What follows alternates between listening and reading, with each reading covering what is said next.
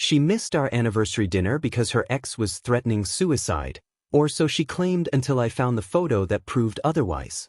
I suppose I should have trusted my instincts when the pieces didn't quite fit together, but 4 years of what I thought was genuine love had taught me to give her the benefit of the doubt. I'm Dominic, a mechanical engineer who believes in precision, both in my work designing aerospace components and in my personal relationships, where I approach commitment with the same methodical care that's earned me 3 patents and a solid reputation for solving complex problems. For 4 years, I'd built what I thought was a solid foundation with Penelope, a marketing coordinator at a luxury resort chain who shared my appreciation for fine dining and weekend adventures through Utah's incredible landscape. Our relationship had progressed with natural momentum, moving from casual dating to sharing a luxury loft in downtown Salt Lake City, complete with floor-to-ceiling windows overlooking the Wasatch Mountains and a modern kitchen where we'd spend Sunday mornings making elaborate brunches while planning our week ahead. I'd spent weeks coordinating with the chef at Meridian,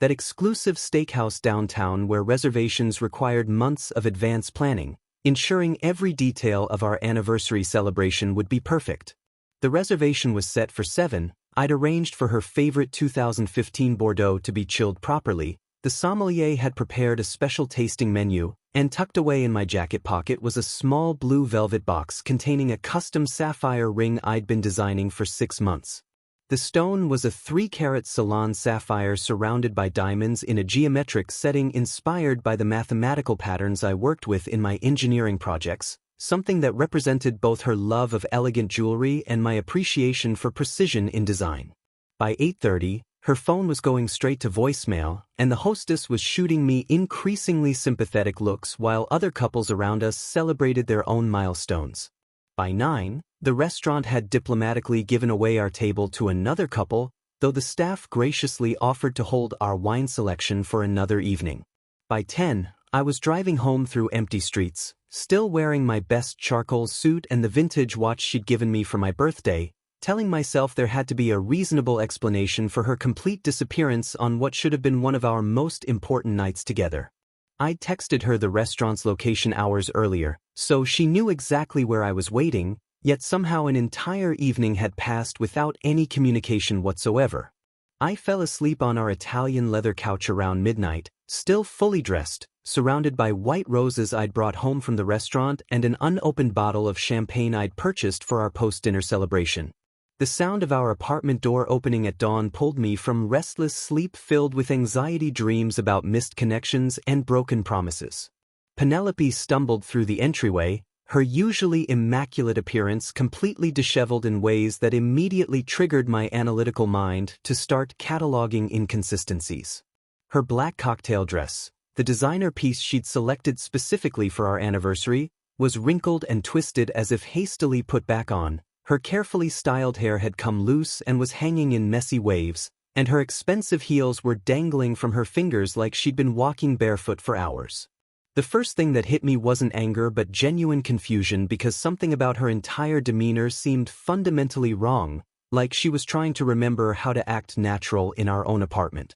She reeked of expensive bourbon, the kind she never drank because she claimed it was too harsh, mixed with an unmistakable scent of patchouli cologne that I recognized immediately as Finn's signature fragrance from the dozens of times she'd come home smelling faintly of it after their supposed platonic coffee meetings. Her makeup was smudged in specific ways that suggested intimacy rather than the emotional crisis she was about to describe, with her lipstick completely gone and mascara streaked in patterns that looked more like passionate encounters than tearful consolation sessions. Before I could even formulate questions about where she'd been, she launched into an elaborate explanation about how Finn had called her around 6:30 in complete emotional desperation, threatening to hurt himself if she didn't come to his recording studio immediately. She painted herself as a reluctant hero who'd sacrificed our anniversary dinner to save her ex-boyfriend's life, her voice taking on that particular tone of noble martyrdom she used when she wanted to seem selflessly devoted to helping damaged souls find their way back to stability. I watched her pace around our living room in her bare feet, gesturing dramatically as she described racing across town in her Tesla to talk Finn down from his emotional ledge, staying with him for hours while he processed his trauma and gradually returned to a stable mental state. The story had all the right emotional beats, carefully constructed to make me feel guilty for questioning her absence and selfish for prioritizing our dinner reservation over someone's apparent mental health crisis, but my engineer's mind kept catching inconsistencies in her timeline and logical gaps that didn't align with basic human behavior. While she continued her increasingly elaborate performance, moving from the living room to the kitchen and back again as if physical movement would make her story more convincing, I noticed her designer purse had fallen open on our marble counter, revealing her phone screen still lit up with dozens of text notifications from various contacts throughout the night. Something compelled me to glance at the visible screen, and what I saw there made my blood run cold. There, clear as high-definition photography could make it, was a photo timestamped from 11:15 the previous evening showing her and Finn at Underground Vinyl, that intimate jazz club across town, both of them laughing and holding craft cocktails while clearly enjoying what looked like a romantic date rather than an emergency suicide intervention. The timestamp placed them at the club during the exact window when she claimed to be counseling him through his crisis at his recording studio, which meant she'd been fabricating her entire timeline while looking me directly in the eyes. I stared at that damning image for several seconds, my mind processing the implications while she continued spinning her elaborate fiction just feet away, completely unaware that her entire carefully constructed story had crumbled under the weight of photographic evidence. The betrayal hit me like a physical blow, not just because she'd chosen to spend our anniversary with her ex-boyfriend instead of honoring our relationship, but because she'd looked me in the eye and constructed such an elaborate web of lies to cover her tracks. In that moment, watching her perform this manipulation with such practiced conviction while I held undeniable proof of her dishonesty, I realized I'd been living with a stranger who saw elaborate deception as a natural response to accountability. As Penelope launched into increasingly elaborate justifications about being a healer who helps damaged souls, I silently began packing my belongings while she followed me around our luxury loft, completely oblivious to what was about to happen. She escalated her manipulation tactics with each room I entered, transforming from noble savior to wounded victim, claiming I was controlling and emotionally unavailable for not understanding her gift for helping people through their darkest moments. I methodically folded clothes into my travel bag while she explained how Finn was like a wounded bird who needed her nurturing touch to survive, how I lacked the emotional intelligence to comprehend the depth of her compassion, and how my inability to support her healing work revealed fundamental character flaws that made me unsuitable for someone with her empathetic nature. The irony wasn't lost on me that she was lecturing about emotional intelligence while standing in our bedroom at 7 in the morning, reeking of another man's cologne and spinning elaborate lies about spending our anniversary saving her ex from suicide.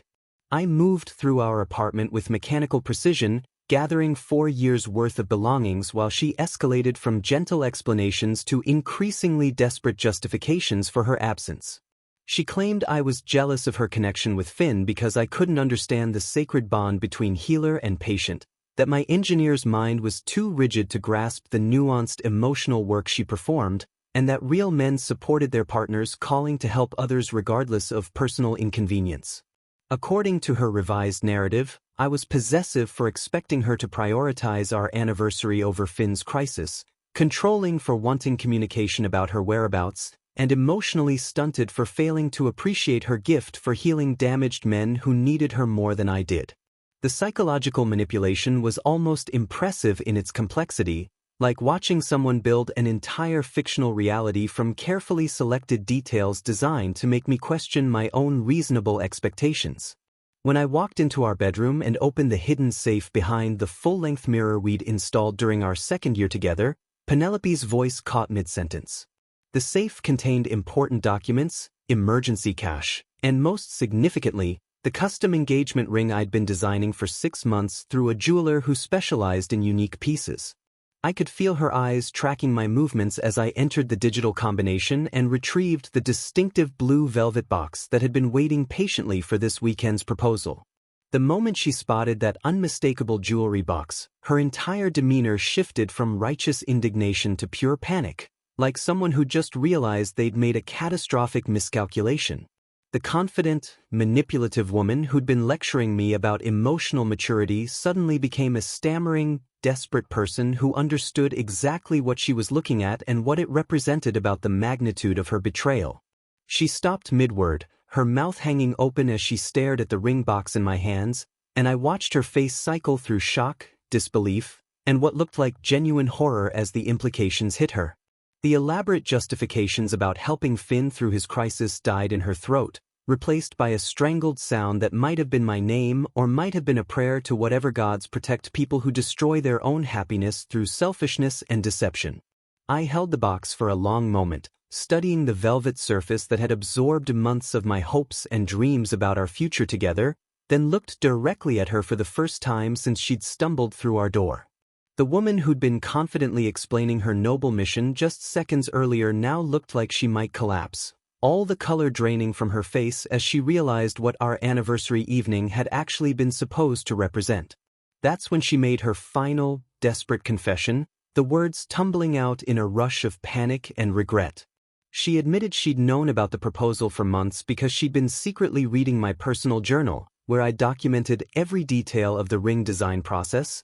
the restaurant reservation, and my plans for proposing at the lake where she'd first told me she loved me. She'd known exactly what she was destroying when she chose to spend our anniversary with Finn, which made her betrayal not just cruel but calculated, a conscious decision to humiliate me while fully understanding the significance of the night she was ruining. The revelation hit me like a physical blow because it meant every loving gesture from the past months had been performed by someone who was actively planning to betray me, someone who'd been reading my private thoughts and using that knowledge to manipulate my emotions while pursuing her ex-boyfriend behind my back. She'd smiled when I mentioned restaurant plans, helped me choose the wine, even suggested I wear the suit she liked best, all while knowing she had no intention of showing up. I stared at her for a long moment. This woman who'd violated my privacy, planned my humiliation with methodical precision, and then attempted to gaslight me about her noble intentions when confronted with evidence of her deception.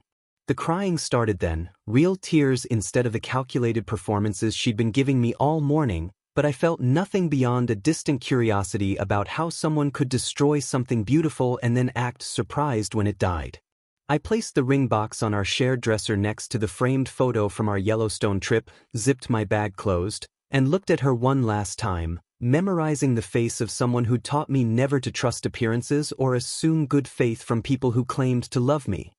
I calmly told Penelope that someone who truly loved me wouldn't need a proposal to choose me over an ex, then wheeled my suitcase toward the door while she frantically tried to physically block my path with increasingly desperate theatrical performances. Her attempts to stop me escalated from fake fainting spells where she dramatically collapsed against our hardwood floor, to threatening suicide if I walked out, to promises that she'd never speak to Finn again and would delete his number from her phone immediately. I maintained my composure throughout her entire breakdown, responding to each manipulation attempt with the same measured calm I used when analyzing structural problems at work, recognizing her tactics for exactly what they were and refusing to be drawn into the emotional chaos she was trying to create. When she threw herself against the door and declared she'd rather die than lose me, I simply waited for her performance to end, then gently moved her aside with the same patience I'd used to relocate a piece of equipment that had fallen into the wrong position. The fake fainting was particularly impressive,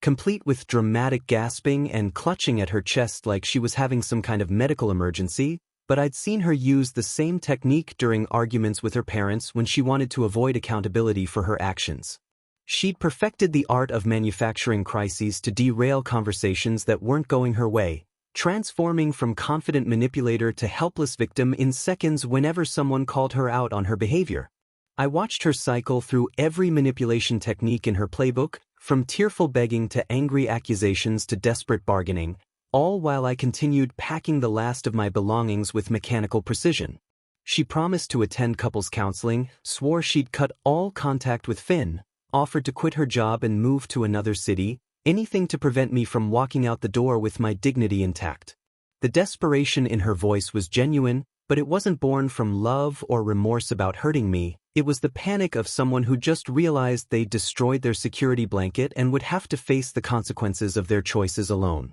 When she started offering to pay for the expensive anniversary dinner herself as some kind of retroactive compensation for missing it, I almost laughed at the absurdity of someone trying to purchase forgiveness for calculated betrayal. She even suggested we could recreate the entire anniversary evening, complete with the proposal I'd planned, as if romantic gestures could be replayed like movie scenes until she got the ending she wanted. When I finally moved toward the door with my suitcase, she positioned herself between me and the exit like some kind of human barricade, her arms spread wide as if she could physically prevent me from leaving our relationship behind. I looked at her for a long moment. This woman who'd spent the morning explaining why betraying me was actually evidence of her superior emotional intelligence, now reduced to blocking doorways like a desperate child throwing a tantrum. I gently took her hands and moved her aside, speaking in the same calm tone I'd used to explain a technical concept to a confused colleague. I told her that blocking my exit wouldn't change what had happened, that her promises meant nothing after months of calculated deception, and that someone who truly wanted to be with me would have made that choice when it actually mattered instead of when the consequences became unavoidable. She followed me to the elevator, her bare feet slapping against the cold hallway tiles as she continued her frantic appeals for another chance, her voice echoing off the walls of our upscale building. Our neighbors were starting to peer through their peepholes, drawn by the commotion, but I kept walking with the same steady pace I used for everything important, refusing to let her drama derail my exit from a relationship that had clearly been over for months. I left our shared Tesla in the underground garage where it belonged, taking only what I could carry and calling an Uber to pick me up at the building's main entrance. The car was a symbol of our shared financial life, purchased during our second year together when we'd thought we were building something permanent, but I had no interest in fighting over material possessions with someone who'd shown such complete disregard for emotional commitments. As I waited for my ride in the crisp Salt Lake City morning air, breathing in the clean mountain breeze that reminded me why I'd moved to Utah in the first place, I could hear her voice echoing from our sixth-floor balcony, calling my name with increasing desperation as she realized I wasn't coming back. The other residents were starting to peer out their windows, drawn by the commotion, but I kept my eyes focused on the street, waiting for the black sedan that would carry me away from 4 years of what I'd thought was love but had apparently been an elaborate performance. The Uber arrived within minutes, and as we pulled away from the building, I caught one last glimpse of Penelope on the balcony in her wrinkled black dress, her arms outstretched toward the street like some tragic figure from an opera who just realized she'd destroyed her own happiness. The driver glanced in his rearview mirror and asked if everything was all right, probably recognizing the signs of a dramatic breakup in progress from his years of driving people through various life crises. I told him I was fine, just moving on from a situation that had run its course, and settled back in the seat to watch the city wake up around us while my former life receded into the distance. My phone started buzzing immediately with texts and calls, but I turned it face down and focused on the road ahead, already planning my next steps with the same methodical approach I used for everything important in my life. Within an hour of leaving our apartment, I checked into an extended-stay hotel near the airport, booked a conference room for the day to handle some urgent work calls, and started researching apartments in neighborhoods where I wouldn't accidentally run into her or be reminded of the life I'd thought we were building together.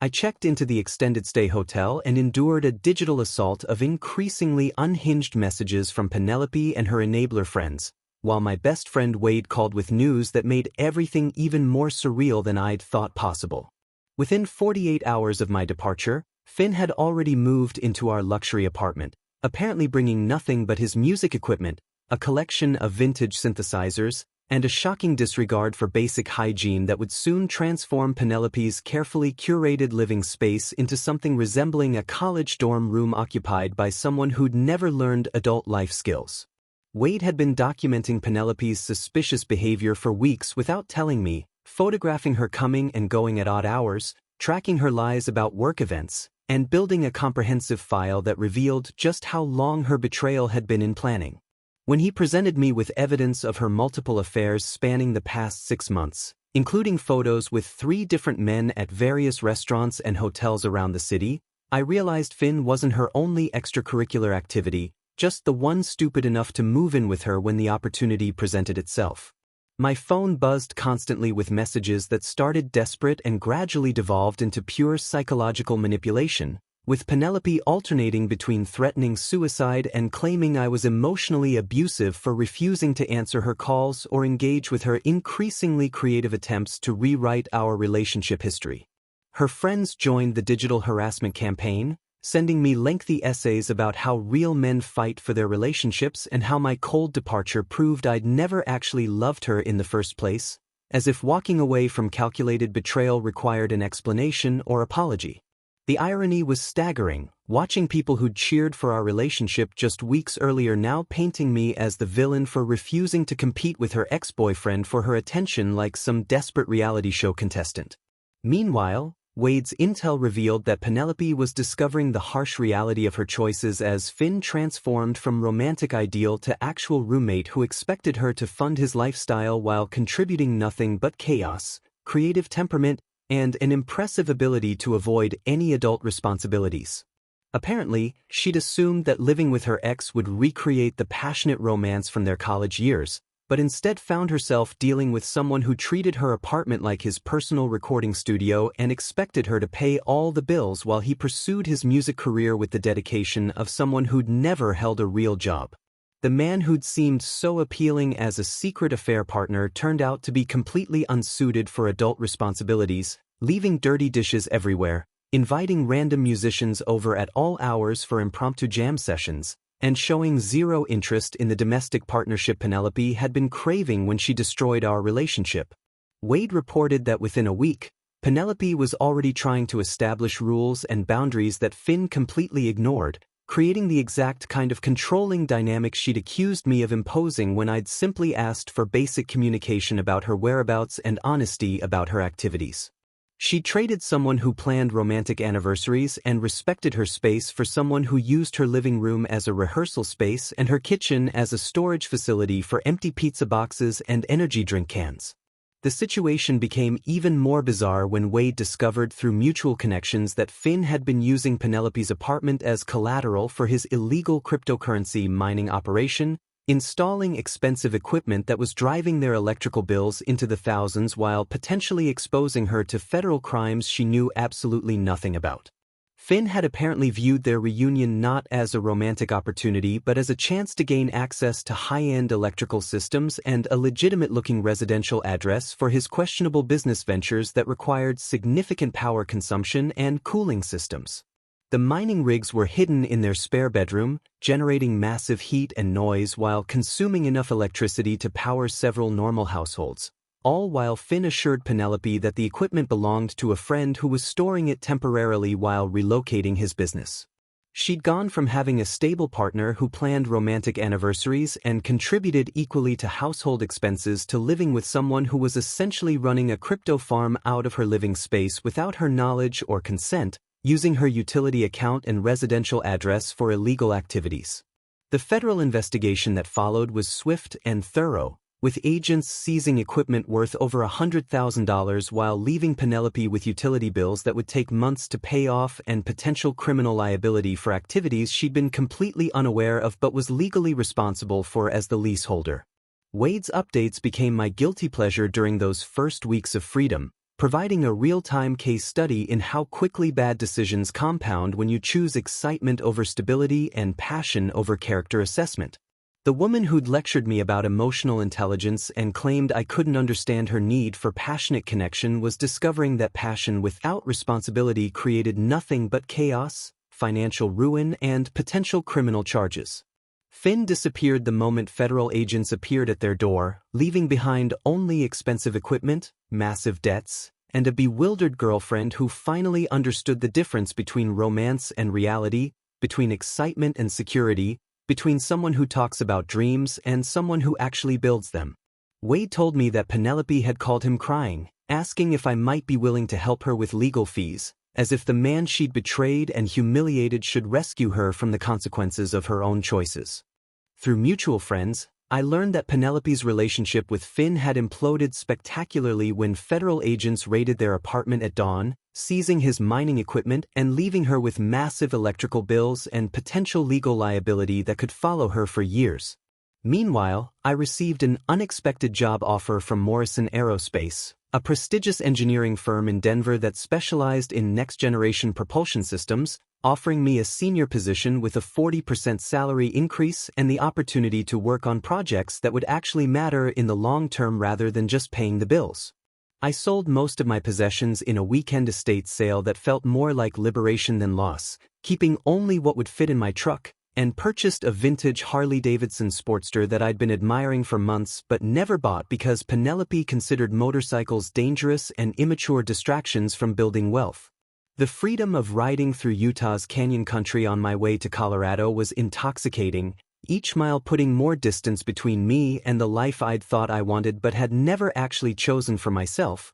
just accepted as the logical next step in a relationship that had been more about convenience than genuine compatibility. My new apartment in Denver's Highlands neighborhood had exposed brick walls, industrial fixtures, and a panoramic view of the Rocky Mountains that made me wonder why I'd ever thought downtown Salt Lake City represented the pinnacle of sophisticated living. Wade kept me updated on Penelope's downward spiral with the precision of a war correspondent, reporting that her desperate attempts to pay her mounting legal fees had led her to sell the expensive jewelry I'd given her over the years, including pieces she'd claimed had irreplaceable sentimental value and had sworn she'd treasure forever. The irony was perfect, watching someone who'd accused me of being materialistic and overly focused on financial security liquidate gifts from our relationship to fund lawyers who were trying to keep her out of federal prison for crimes committed by the man she'd chosen over me.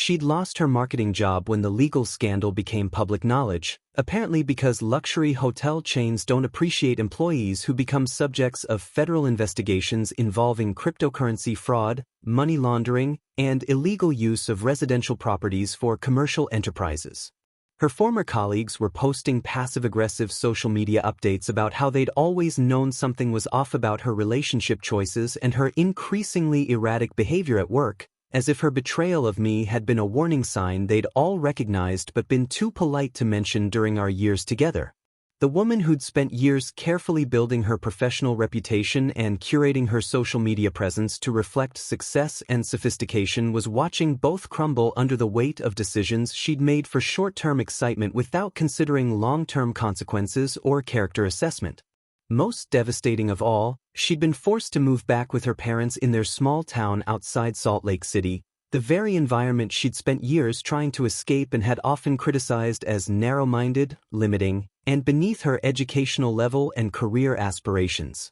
Wade reported that her parents were less than sympathetic about her situation, apparently having warned her about Finn's character and questionable lifestyle during their original college relationship and feeling vindicated in their assessment of his potential as a reliable romantic partner. The house she'd grown up in suddenly felt like a prison rather than a refuge, filled with reminders of the working-class lifestyle she'd thought she'd permanently transcended through career success, strategic relationship choices, and careful image management. Her childhood bedroom, which she'd once described to me as suffocating and provincial, was now her only option for housing while she dealt with legal bills, unemployment, and the social embarrassment of having her poor judgment become public knowledge. Meanwhile, the most shocking twist came when Wade discovered that the expensive jewelry I'd given her contained hidden GPS trackers I'd installed years earlier as a security measure after a break-in at our building, revealing that her secret meetings with Finn and other men had been inadvertently documented for months with precise timestamps and locations. The tracking data showed dozens of hotel visits, restaurant meetings, and extended stays at addresses that clearly weren't work-related, creating a comprehensive timeline of her infidelity that was both pathetic and impressive in its scope and systematic deception. She'd been carrying the evidence of her own betrayal in her purse and around her neck every day, wearing gifts from the man she was deceiving while meeting with the men she was deceiving me with, never suspecting that technology was creating a permanent record of every lie she told. The GPS logs revealed that she'd been fabricating work trips, client dinners, family emergencies, and medical appointments for months, using every excuse in the manipulator's handbook to create time for her secret affairs while maintaining the appearance of a committed relationship. When Wade showed me the comprehensive data, I felt a strange combination of vindication and pity, realizing that someone who'd been so careful about hiding her activities and crafting elaborate cover stories had been completely oblivious to the technology that was documenting everything she thought she'd successfully concealed. The tracking data would have been devastating evidence in any potential legal proceeding, providing concrete proof of her systematic deception and calculated betrayal, but I had no interest in pursuing revenge through the courts when karma was handling the situation so efficiently on its own.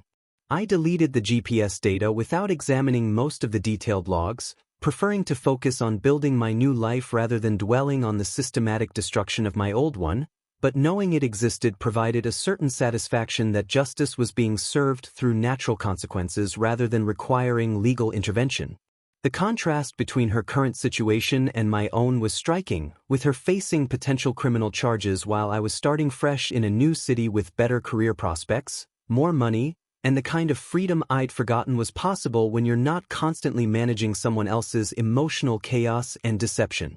6 months later, I was thriving in Denver in ways that made me realize how much of my potential had been suppressed during my relationship with Penelope, earning a promotion to lead mechanical engineer and beginning a relationship with Adrian, a brilliant trauma surgeon who shared my love of adventure sports and intellectual conversations that actually went somewhere meaningful instead of circling back to social media drama and workplace gossip. My new life included rock climbing at Red Rocks every weekend, motorcycle touring through Colorado's mountain passes with groups of people who appreciated both precision engineering and the simple pleasure of riding through spectacular scenery without needing to document every moment for Instagram validation.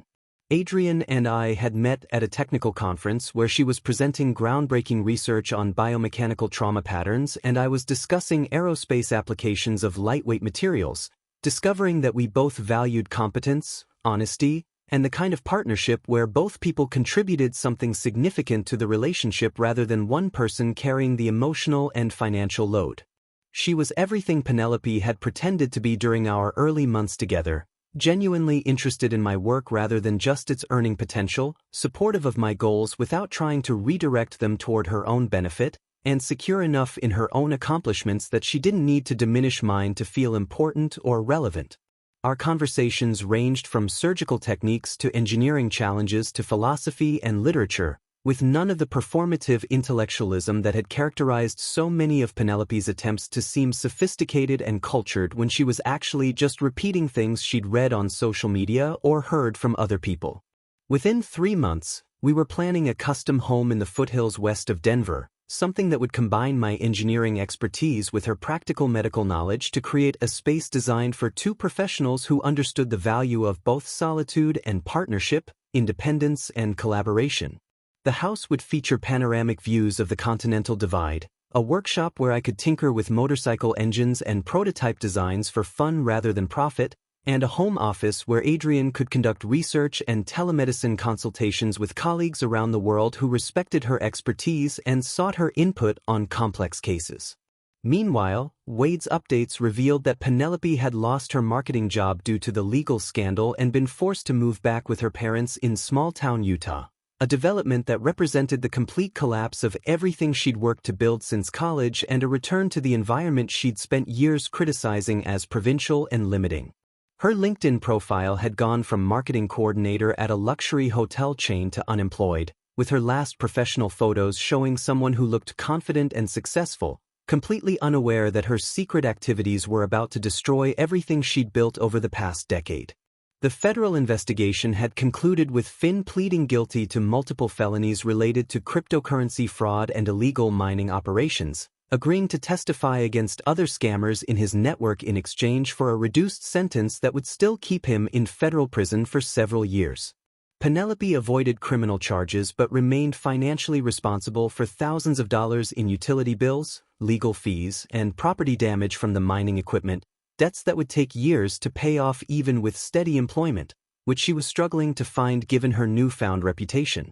Wade reported that she was working double shifts at a local diner to pay off debts, a humbling experience for someone who'd spent years cultivating an image of professional success and social sophistication, now reduced to serving coffee and cleaning tables for people she'd graduated high school with and had considered beneath her social status. The woman who'd once criticized my practical approach to career building and financial planning was discovering that stable employment and financial responsibility weren't as boring as she'd thought when the alternative was economic survival and social embarrassment in a small town where everyone knew your business. Most surprisingly of all, the biggest twist came when Adrian casually mentioned during dinner one evening that she was related to Finn, revealing herself as his estranged cousin who'd been following his criminal activities with a mixture of disgust and professional curiosity about the psychology of financial fraud and manipulation. She explained that Finn had always been the family disappointment, someone who'd used charm and manipulation to avoid real work while exploiting women who were naive enough to believe his romantic performances and artistic pretensions about his music career and creative calling.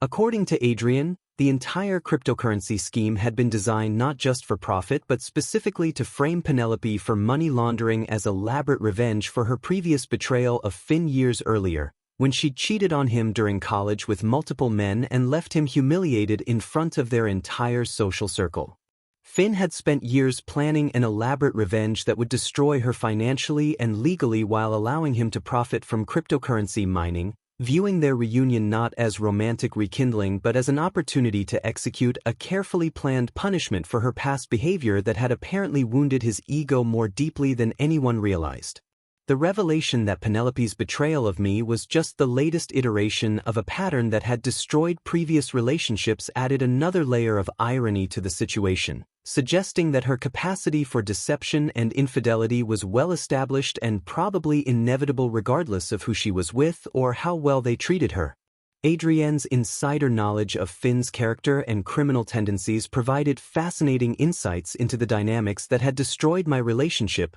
though she assured me that her connection to him was purely biological rather than emotional, since the family had largely disowned him years ago after a series of financial scams and personal betrayals. The fact that I'd ended up with Finn's cousin through pure coincidence felt like cosmic justice, especially since Adrian represented everything Penelope had pretended to be, someone with genuine accomplishments, emotional maturity, and the kind of integrity that made trust feel natural rather than risky or requiring constant vigilance. Adrian had actually helped me understand the psychological patterns that had made me vulnerable to Penelope's manipulation, explaining how certain personality types target successful, stable people who value loyalty and commitment because those traits make them easier to exploit and less likely to abandon relationships when problems arise.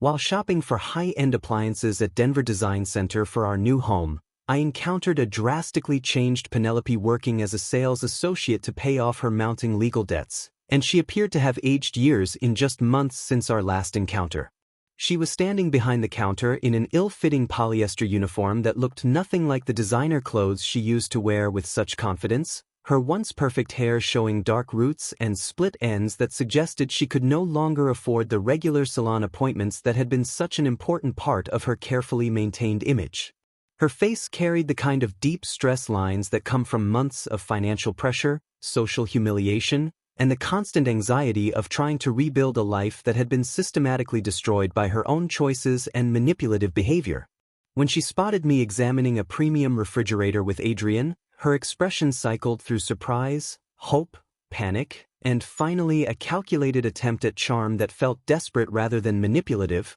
like someone drowning and reaching for anything that might keep them afloat for just a few more moments. She approached us with fake enthusiasm that was almost painful to watch, launching into her memorized sales pitch about energy efficiency ratings and smart home integration features while her eyes kept darting between my face and Adrienne's engagement ring, which featured the original sapphire from the ring I'd planned to give Penelope, now reset in an elegant design that Adrian and I had created together. The irony wasn't lost on me that Penelope was trying to sell me appliances for the home I was building with the woman who'd helped me understand exactly how manipulative and destructive our relationship had been, while wearing a uniform that represented everything she'd once claimed to be too sophisticated to accept. She attempted a calculated reconciliation disguised as friendly conversation, claiming she'd learned valuable lessons about loyalty and trust during her legal troubles, while subtly trying to gauge my financial situation and relationship status by commenting on the expensive appliances we were considering and asking leading questions about our home renovation timeline and budget. Her performance was impressive in its desperation, combining false humility about her past mistakes with barely concealed hints that she was available if I ever wanted to reconnect, all while maintaining the pretense of professional customer service that her job required and her manager was probably monitoring. I revealed my engagement to Adrian and our plans to build a custom home in the foothills, explaining that the original sapphire ring had become the centerpiece of a new design that represented everything Penelope and I had never actually shared, genuine partnership based on mutual respect rather than financial convenience and emotional manipulation. The look on her face when I mentioned that the sapphire she'd seen in that blue velvet box was now adorning the hand of another woman was priceless, a mixture of regret, jealousy, and what looked like genuine shock that I'd not only moved on but had found someone who actually deserved the love and commitment she'd rejected. Adrian handled the entire encounter with professional grace, treating Penelope like any other sales associate while making it clear through subtle body language and confident conversation that she was completely secure in our relationship and unimpressed by whatever history Penelope and I had shared.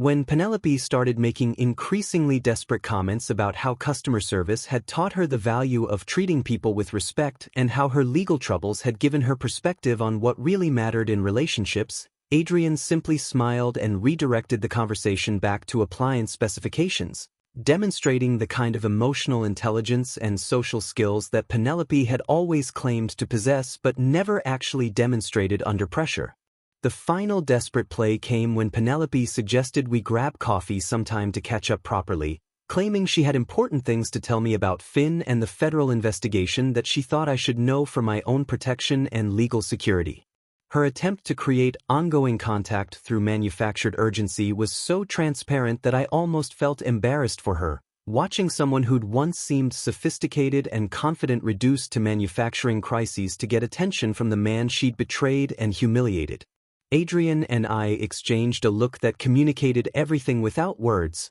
both of us recognizing the manipulation attempt for exactly what it was and finding it more pathetic than threatening, like watching someone try to use weapons they'd already proven incapable of wielding effectively against people who understood their tactics.